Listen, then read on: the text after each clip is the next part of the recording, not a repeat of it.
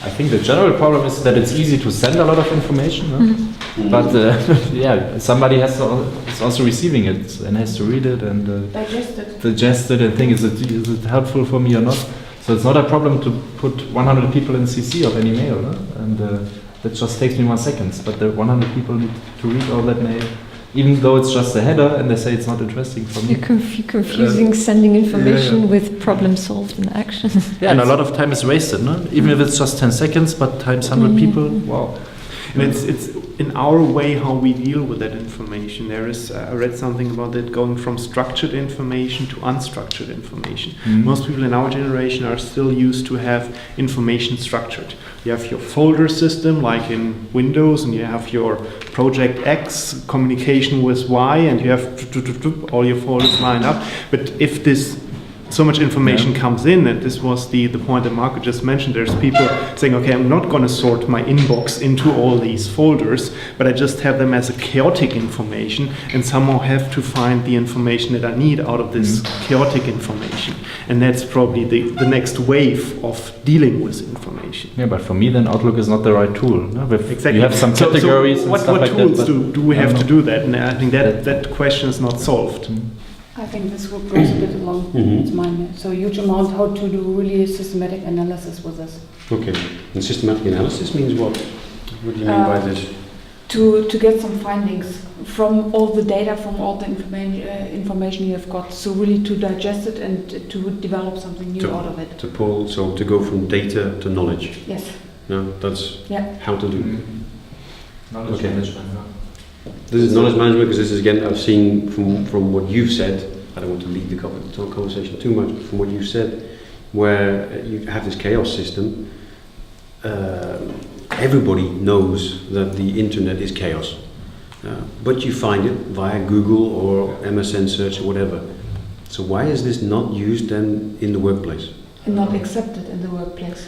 Because I've gone to exactly this chaos email management system. I get too many, I don't even try. But if I want something, I just have to have a keyword or a message or a person. I put that into my email search function. And then it comes back and it limits that to 100 or 50 emails. And from that, I can very quickly find the information on the email that I'm looking for. You need to Google for Outlook. Yeah. If you use Outlook. For the whole intranet. I think Google has a clever principle. No? It rates the value of the information according to how much people clicked it, how many links it has to that page, and so on. So in the companies, we don't have anything like that. So if I look something in, you can buy Google engine, search engine. yeah, okay, might be. We looked at it, and they were scared because we were suddenly finding all sorts of things that should not have been opened. No, but that's a problem. Really? Like, things that on the G drive, on the share drives. But if I use most intranets, the search function is yes, there's no purpose. You search something, you get a document from '98 or so. What's that? I mean, nobody needs that. And there's an additional function I need to Outlook. Just searching the web, I can I can overlook something in the web, but that's not a big deal. But if I overlook the most important email from my board member just because my Google didn't bring it up, that might be a bigger problem. So that's also, we are always afraid if we deal with this unstructured information that we miss something. And that might be more dramatic in a workplace situation than in the internet. So this is prioritizing the information. That's how to deal with that. I think there's not really the one solution out there, and also our generation is not so much up to dealing with that. I think there's a lot of confusion about what do you use for what.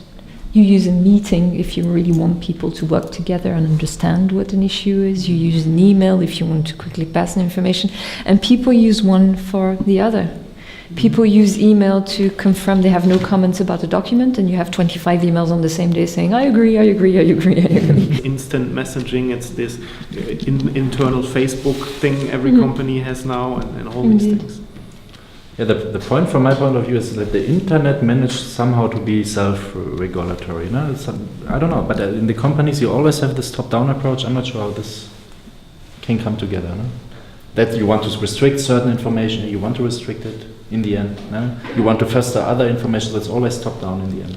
Or is it what we ourselves expect from the company, so that we get some guidelines, some rules. Whereas from the internet, in Google, I do not expect anything. I just look through the search results and then I decide what I will choose. And from the company, I think they have to give me the relevant information in the first 2 or 3 bullets. Yeah, so maybe it's also our own approach towards what we achieve or what we get from the whole data overflow, how we handle this. So maybe also we have to somehow adjust our mindsets there. Push and pull mechanisms, get the right